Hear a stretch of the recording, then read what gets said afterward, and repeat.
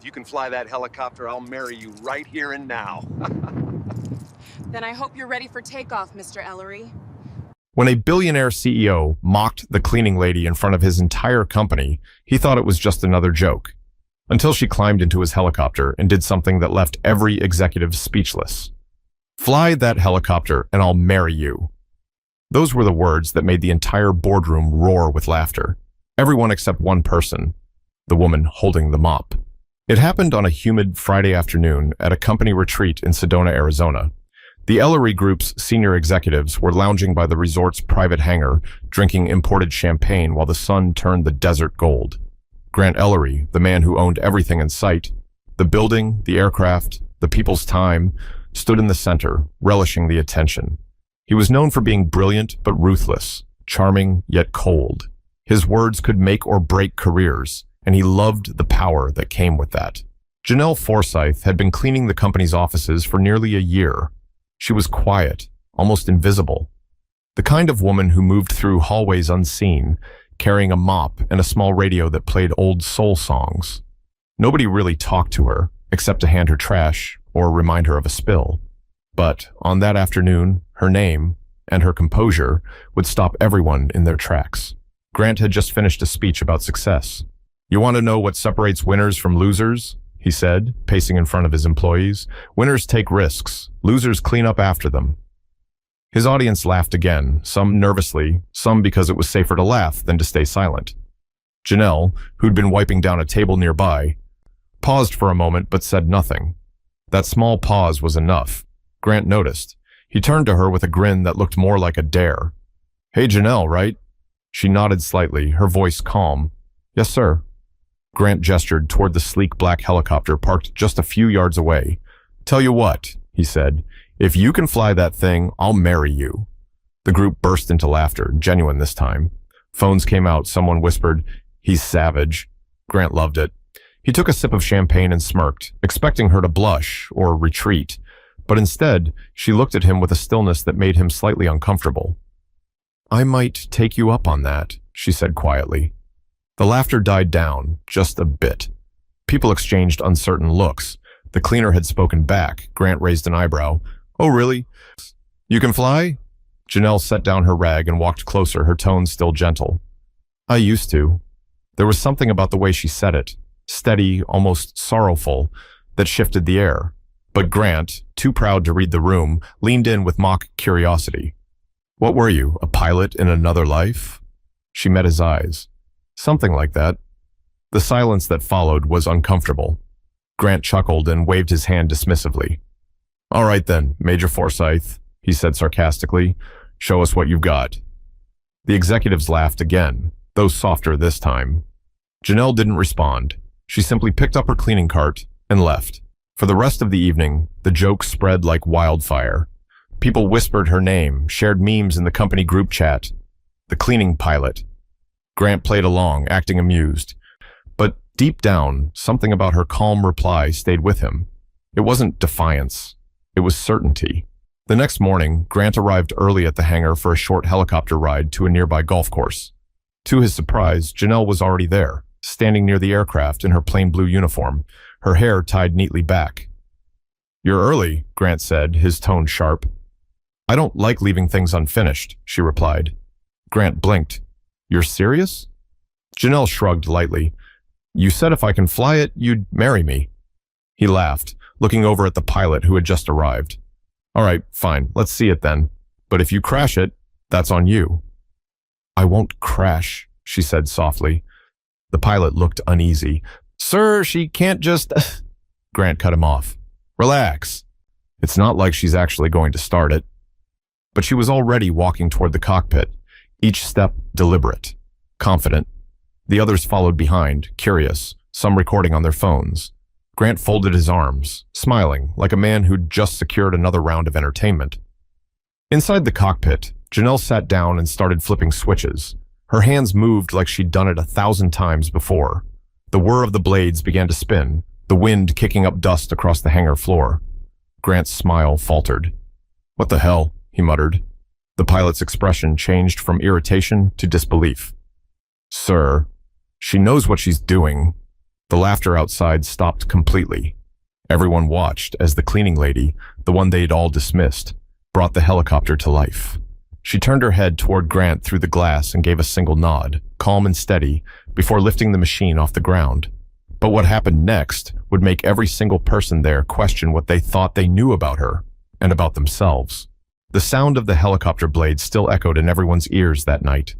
Nobody at the retreat could talk about anything else. The cleaning lady, Janelle Forsythe, had flown Grant Ellery's private helicopter like it was second nature. She didn't just start it. She lifted it, hovered it, and brought it back down smoother than most trained pilots could. By the time they all returned to the resort, word had spread across every department. The same people who laughed the loudest earlier were now whispering her name in disbelief. Some said it had to be staged. Others thought she'd somehow tricked the system or used remote control tech. Grant, however, didn't say a word. For the first time, the man who always had something to say was quiet. That silence didn't come from respect. Not yet.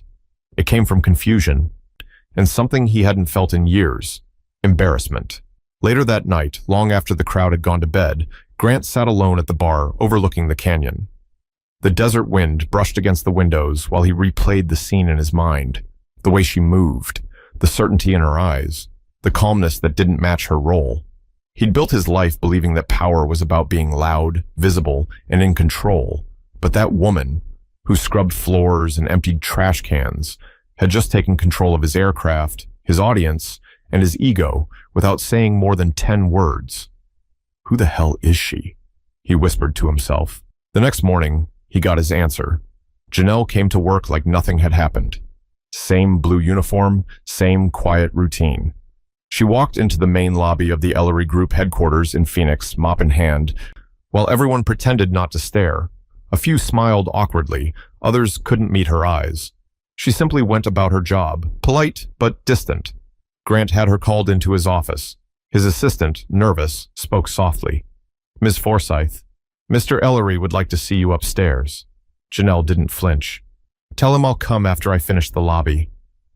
No one had ever told Grant Ellery to wait. When she finally arrived, he was standing near the window, overlooking the skyline. "Quite the performance," he said without turning around. She placed her hands behind her back. "Wasn't meant to be one." Grant turned to face her, studying her expression. "You're not who you say you are." Janelle's voice stayed level. "I never said who I was, sir." He tried to read her, but she gave him nothing, just composure. "You flew that helicopter better than my pilot," he said. "How?" "I used to fly," she replied. Grant leaned against his desk. "For who? Some private company?" Her gaze drifted toward the window. "For the U.S. Air Force." He blinked. "You're joking." "I'm not." Grant frowned, trying to piece it together. "You were military? What were you doing cleaning floors?" She hesitated, her jaw tightening slightly. "Starting over?" That answer irritated him. "Starting over from what?" Janelle finally looked at him. "Losing everything." The words landed heavy. There was no anger in her voice, no attempt to gain sympathy, just truth. She continued slowly, as if pulling each word from memory. "My husband was a pilot too. We served together. Afghanistan, 2013. His aircraft didn't make it back." Her eyes lowered. "After that, I couldn't sit in a cockpit anymore. The sound of rotors made my hands shake. So, I left. Sold the house, moved states, took whatever work kept me grounded." Grant's arrogance faltered. "I didn't know." "You weren't supposed to," she said softly. "Not everything needs to be announced." The office stayed quiet for a while. Outside, the hum of traffic rose from the city streets. Grant cleared his throat. "Why take a job here?" "I wanted a place where nobody asked questions. People walk past cleaners like we're part of the wallpaper." Grant exhaled through his nose, unsure what to say. For once, he didn't have the upper hand. "You humiliated me in front of everyone," she said, her tone still even. "I could have embarrassed you back, but I didn't. I just showed you what you didn't expect." He met her eyes. "And what's that?" "That not everyone beneath you is below you." Grant didn't reply. He couldn't. That line pierced deeper than he'd ever admit. After she left, he stood there for a long time, staring at the city.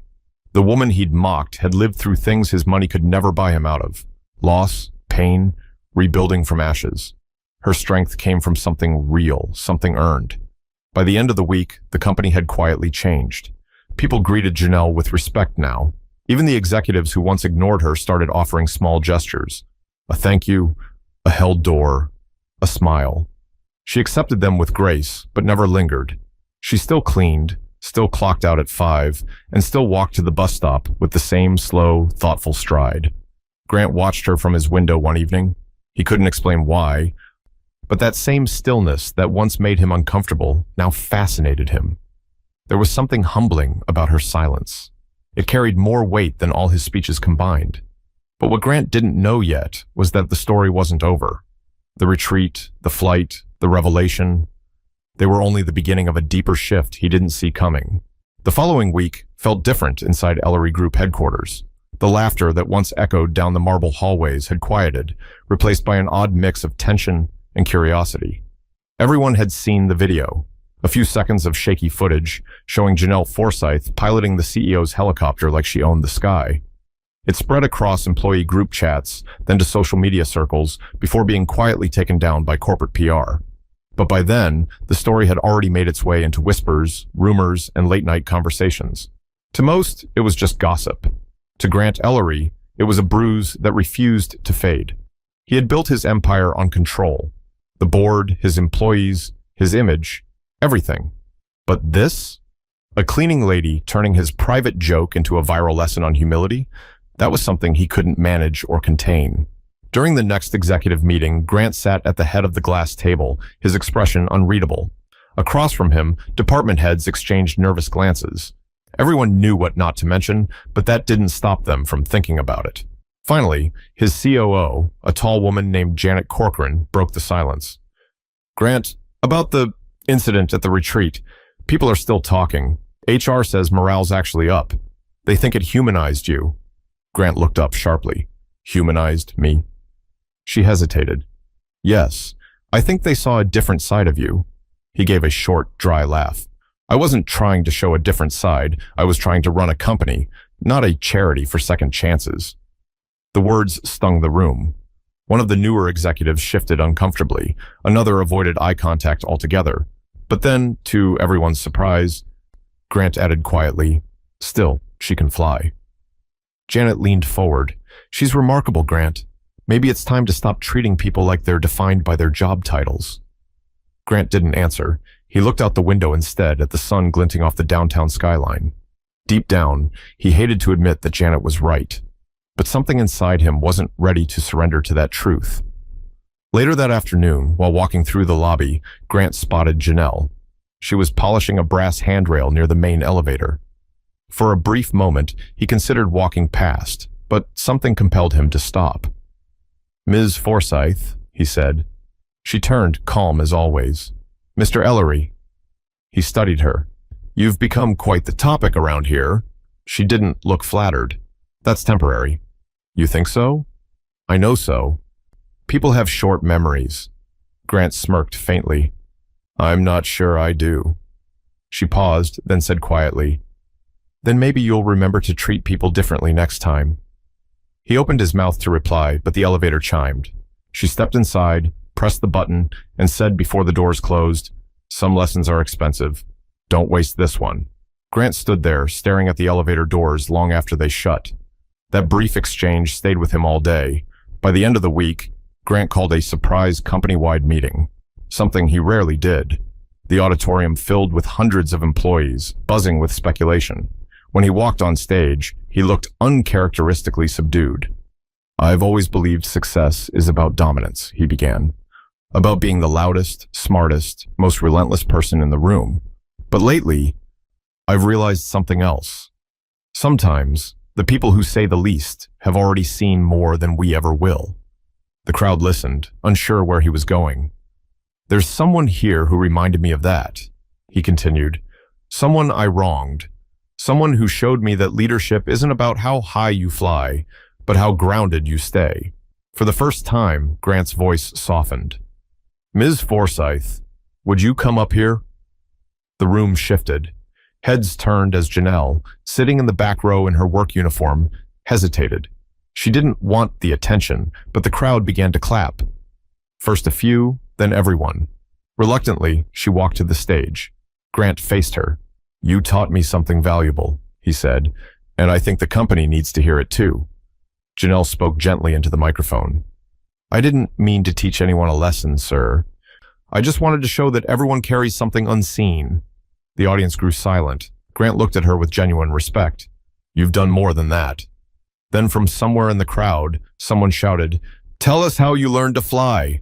Laughter broke out, but Janelle didn't smile. "My husband taught me," she said simply. "And the day I lost him, I thought I'd lost that part of myself too. I was wrong." The room went still again. Grant swallowed hard, caught off guard by her honesty. When the meeting ended, no one left talking about quarterly profits or sales targets. They talked about Janelle, her grace, her strength, and the quiet dignity that humbled an empire. Grant walked her to the elevator afterward. "You could have destroyed me," he said softly. She shook her head. "That wouldn't have taught you anything." He smiled faintly. "You're right.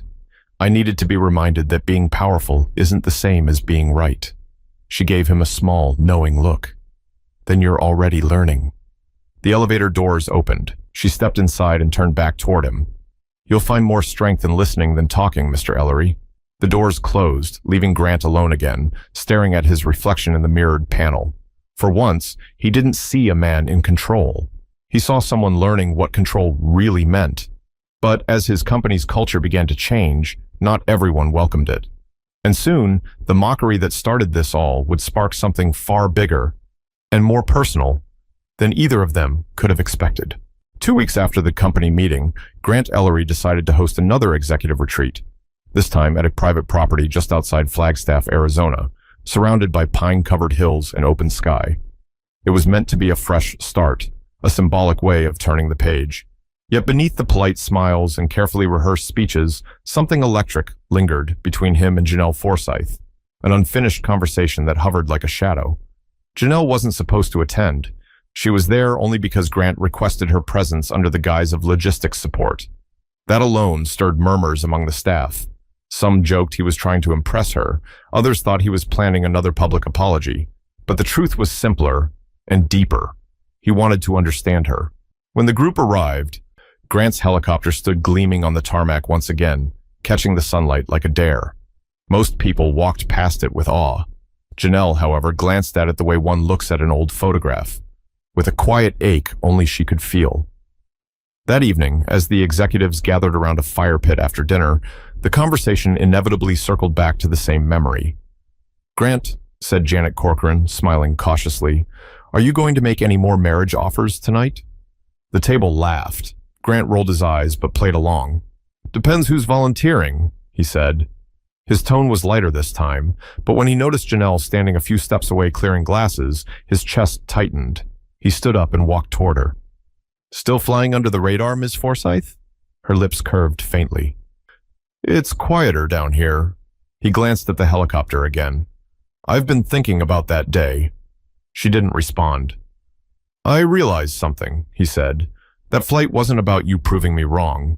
It was about you reminding me what courage looks like." Janelle looked at him, her expression unreadable. "Courage isn't loud. It's just the decision to keep going when no one expects you to." Her words hit him harder than he expected.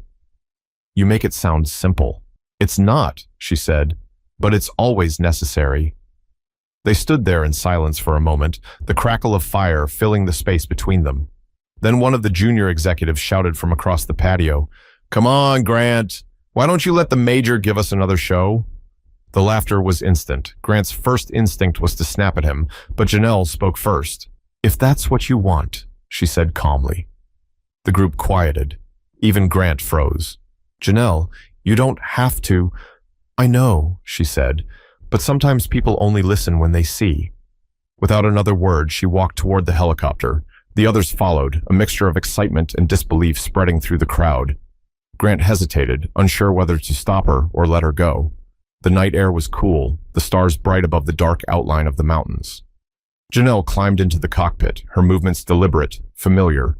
The machine came alive under her touch. The lights, the switches, the blades slicing through the stillness. "Grant," Janet whispered, standing beside him, "she really shouldn't be flying at night." But Grant didn't move. She knows what she's doing. The helicopter lifted off slowly, gracefully, its rotors stirring the air like a heartbeat. Gasps rippled through the group as it ascended above the tree line, the lights from the cabin glowing softly against the dark sky. For a few moments, the sound drowned everything else. The laughter, the chatter, even the music playing from the outdoor speakers. All that remained was the sight of a woman reclaiming something that once defined her. Inside the cockpit, Janelle felt her pulse steady, her breath align with the rhythm of the machine.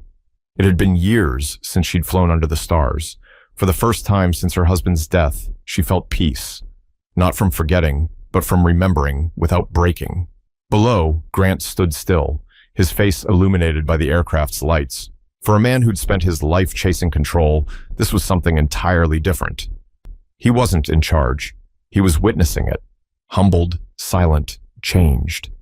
Janelle circled once above the property before bringing the helicopter down. The landing was flawless. When the blade slowed and the engine quieted, the crowd broke into applause. Not the mocking kind this time, but genuine admiration. Grant walked forward as she stepped out.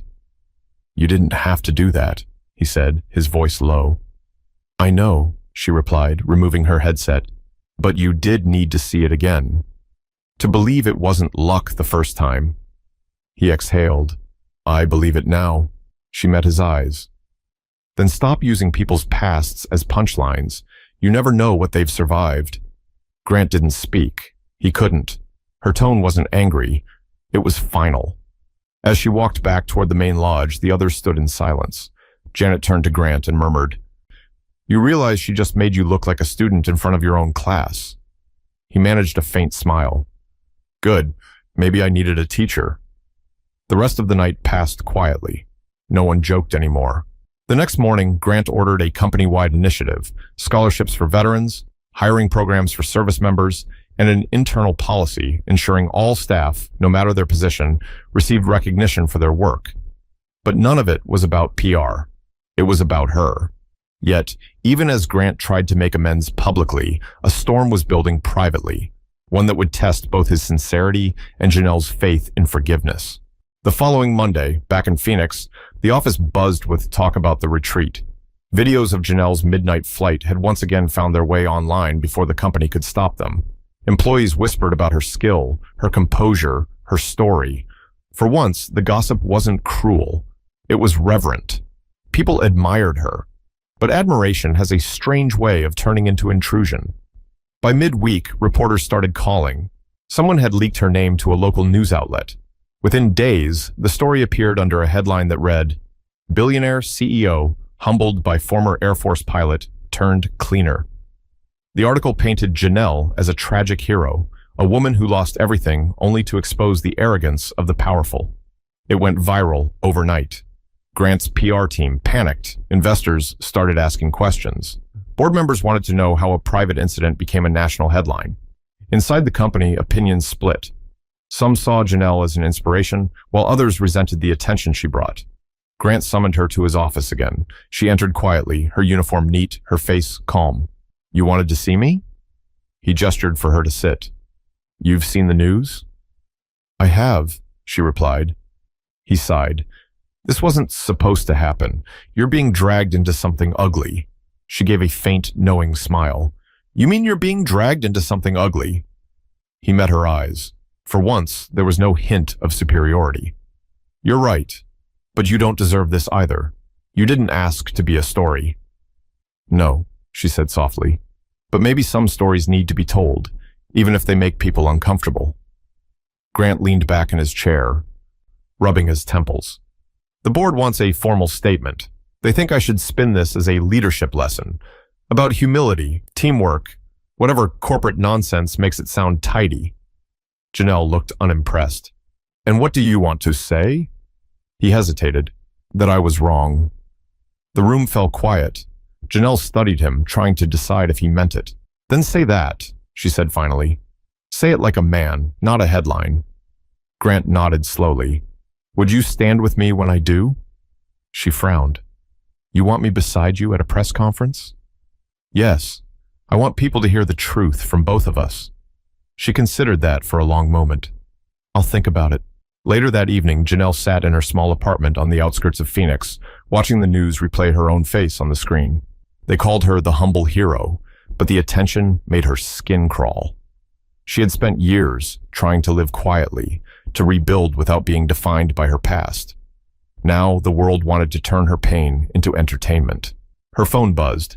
It was a number she hadn't seen in years. An old friend from the Air Force, Captain Renee Dalton. "Janelle," the voice on the line said warmly. "I saw the news. You haven't changed a bit." Janelle laughed softly. "I feel like I have. Maybe too much." "You were always the calm one," Renee said. "You know, your husband would have been proud." The mention of his name made Janelle's throat tighten. "I hope so. You showed the world that dignity isn't lost when you start over. That matters." Janelle closed her eyes. "It's just strange having people watch me again. I didn't want this." "I know," Renee said gently, "but maybe the universe wanted it for you." The next morning, she made her decision. When the press conference began, the entire building seemed to hold its breath. Dozens of reporters filled the atrium. Cameras clicked. Grant stood behind the podium, a single sheet of paper in front of him, his usual confidence replaced by visible humility. Janelle stood off to the side, dressed neatly but simply, not as a symbol, just as herself. Grant began, "I said something cruel. I mocked someone who deserved my respect, not my arrogance. Janelle Forsythe showed me what true leadership looks like, not from a position of power, but from character. I've spent years talking about success, but she showed me grace." The cameras flashed. He continued, his voice unsteady but sincere. "I used to think that those who worked beneath me couldn't teach me anything. I was wrong. And I hope every CEO, every boss watching this, learns that lesson before someone like Janelle has to teach it to them." He stepped back, motioning toward her. The reporters leaned forward. "Ms. Forsythe," one of them called out, "do you forgive him?" Janelle took a slow breath. "Forgiveness isn't a favor," she said. "It's a decision not to carry someone else's ignorance any longer. I forgave him the moment I landed that helicopter." The room fell silent. Grant looked down, humbled. When the press conference ended, Janelle turned to leave. He called after her quietly. "Thank you." She paused at the door. "Don't thank me. Do better." That night, the video spread online again, this time with a different tone. It wasn't just about a billionaire's humiliation. It was about accountability, humanity, and the power of grace under fire. For the first time, both of their names trended side by side, not as adversaries, but as proof that respect can rebuild what pride destroys. But just when the dust seemed to settle, the real test came.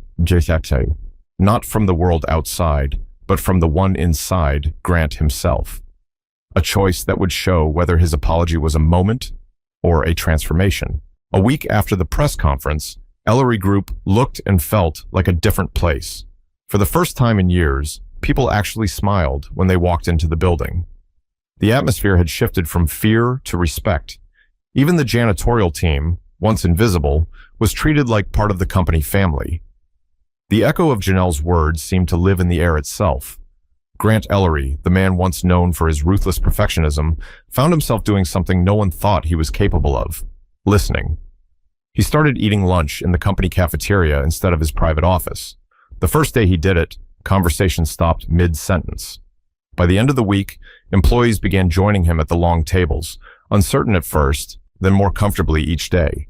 He didn't give speeches, didn't command attention. He just listened. To interns, to receptionists, even to the cleaning staff. He noticed things he'd never paid attention to before: how tired the night shift looked when they clocked out, how the security guard always stood a little straighter when greeted by name, how a few kind words could change someone's entire mood. It was new territory for a man who'd built walls so high, even success couldn't see over them. But change, no matter how sincere, never comes without resistance. During a board meeting later that month, some of the senior executives voiced their concerns. One of them, Paul Drayden, a man known for his blunt pragmatism, spoke first. "Grant, this redemption tour of yours, it's making people nervous. Investors are asking if you've gone soft." Grant leaned back in his chair. "If treating people with dignity makes me soft, then maybe that's the problem." Paul pressed on. "It's not about dignity. It's about optics. You're turning this company into a social experiment." Janet Corcoran interrupted, her tone sharp. He's turning it into a decent place to work. The tension hung in the air. Grant looked around the table, half the faces loyal, half calculating. Gentlemen, he said evenly, we built this empire by chasing numbers. Maybe it's time we start chasing integrity too. A few clapped softly. Paul didn't. After the meeting, Grant walked into his office, exhausted but oddly calm. He glanced at the framed photo on his desk, not of himself or his company, but of the helicopter that started it all. A reminder of the moment he lost his pride and found his humanity. Just then, his phone rang. It was Janelle. Mr. Ellery, she said. You've been making headlines again. He chuckled. Hopefully better ones this time. They're saying you're becoming a reformer, she teased lightly. I'm just trying to make things right. Then you already are, she said. Just remember, real change isn't what people see on camera. It's what you do when no one's watching. Her words stayed with him. That night, Grant drove to her neighborhood, not in one of his luxury cars, but in an old SUV he hadn't used in years. He parked outside her modest apartment complex and waited until she came out carrying a small bag of groceries. When she saw him, she looked surprised, but not uncomfortable. You lost? He smiled. Maybe. I thought I'd stop by and see how you're doing. She nodded toward the grocery bag. Doing fine, still working, still living. He followed her to the door, offering to carry the bag, but she waved him off. Inside, the apartment was simple, but warm. Bookshelves lined with worn paperbacks, photos of her husband in uniform, and a single model helicopter on a side table. You kept it, he said softly. I built it, she replied. When I couldn't fly anymore, I built models. It helped. Grant took a slow breath. I've been thinking about starting a foundation for veterans who can't find work after service. I'd like you to help me lead it. She blinked, taken aback. I clean your offices, Mr. Ellery. I'm not a board member. He shook his head. You're exactly what it needs. Someone who understands what rebuilding really means. For the first time since he'd met her, she looked genuinely unsure. You really think people will take orders from a janitor? I think they'll follow someone who's earned respect, he said quietly. And that's you. Janelle studied him for a moment, then smiled faintly. You've changed. Maybe I'm finally learning, he said. A few weeks later, the Forsythe Initiative launched, a company-funded program offering scholarships and employment to veterans transitioning to civilian life. Grant made sure Janelle's name was on the project front and center. During the launch event, she stood beside him on stage once again, but this time the balance had shifted. They weren't CEO and cleaner anymore. They were equals, bound by something greater than position or pride. After the speech, as the crowd dispersed, Janelle turned to him. You've built something good here. Don't lose it chasing the next win. He nodded. Not this time. She smiled, the kind of smile that carried both peace and closure. Then you finally understand what flying means. Grant looked at her curiously. Flying? She gestured toward the sky. It's not about the height. It's about the trust, knowing you can lift off and still find your way back. He stood there, silent, watching her walk away. The desert air was warm, the sun just beginning to set behind the horizon. For the first time, Grant felt like a man grounded not by failure, but by purpose. But while their chapter seemed to close on peace, something deeper had taken root. A legacy that neither of them fully grasped yet, one that would ripple far beyond the walls of Ellery Group. 6 months later, the Forsythe Initiative had grown far beyond what anyone expected. What began as a small internal program at Ellery Group became a nationwide effort helping veterans reintegrate into the workforce. Companies across the country reached out, asking how they could replicate it. News outlets covered the story not for its drama this time, but for its impact. In the public eye, Grant Ellery had transformed. The once feared billionaire was now a man people described as thoughtful, even compassionate. Yet, despite the attention, he rarely spoke about his transformation. When interviewers asked what caused the shift, his answer was always the same. A woman named Janelle Forsythe taught me what leadership really means. He meant it every time. Janelle, on the other hand, kept her distance from the spotlight. She continued working at the company, not as a cleaner anymore, but as a mentor for the program she helped build. She refused titles, refused interviews, refused the notion that she was a hero. When a journalist once asked why she turned down recognition, she answered simply, "If you do something right, the reward should be the result, not the applause." That quiet humility became the foundation of everything the initiative stood for. One afternoon, Grant walked through the Veterans Training Center built in Janelle's name. The walls were lined with framed photographs, graduates, families, and stories of men and women rebuilding their lives. In one corner, a young man in a wheelchair was learning to operate a drone simulator. Another, with prosthetic limbs, was typing on a computer, smiling as he completed an application for flight school. Grant stopped beside him. "How's it going?" he asked. The young man looked up, grinning. "Better than it was 6 months ago, sir. They told me I'd never fly again. Guess they were wrong." Grant smiled softly. "Someone told me the same thing once." He looked toward the office where Janelle was seated, talking quietly with a new trainee. Her presence filled the space, not with authority, but with calm purpose. For the first time, Grant realized she didn't just change his company. She changed its heartbeat. Later that evening, the two of them stood on the rooftop of the center, watching the sun dip behind the Phoenix skyline. The air was still warm, tinted orange and gold. "You've built something extraordinary," she said. "We built it," Grant corrected. She smiled. "I just gave you a push. You did the rest." Grant shook his head. "You gave me more than a push, Janelle. You gave me perspective." She looked thoughtful. "Perspective is funny. You can't buy it, you can't fake it, and you can't force someone to have it. You only get it when you stop seeing people as what they do and start seeing them as who they are." Grant leaned against the railing, nodding slowly. "I spent 20 years believing success was about control. Turns out, the moment I lost control, I found clarity." She gave a faint laugh. "You had to fall from a pretty high up to see that." "Worth every inch," he said quietly. A comfortable silence followed. Below them, the city lights began to glow, tiny specks stretching to the horizon. Grant turned to her and said, "You ever think about flying again?" Janelle's eyes softened. "Every day, but I think I already am. Just not in the way I used to." He smiled. "You know, I still haven't made good on that ridiculous bet." She chuckled. "You mean the one where you said you'd marry me if I could fly your helicopter?" He laughed, shaking his head. "That one.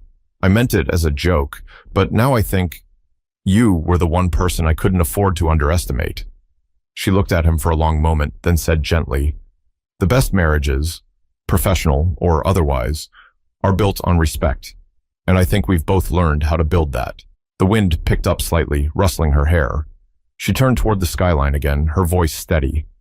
"I used to believe flying was freedom, but now I think real freedom is being seen for who you are, without the titles, without the judgment." Grant followed her gaze. "And I used to believe success was power, but now I know success is impact. What changes after you leave the room?" For a long moment, neither of them spoke. The city stretched beneath them, alive and endless. The story that had begun with mockery had become something else entirely, a testament to humility, second chances, and unseen greatness.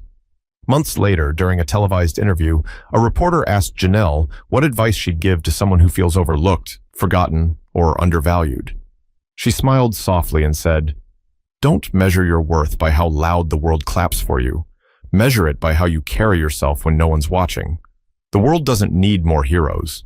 It needs more people who remember their humanity."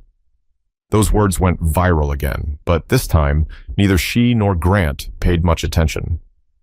They had work to do, new programs, more veterans to support, and lives to change. Back at the rooftop of the training center one evening, Grant watched another helicopter soar above the horizon, this time piloted by one of Janelle's students. He turned to her and said quietly, "Looks like your legacy's taking off." She smiled. "It's not mine alone.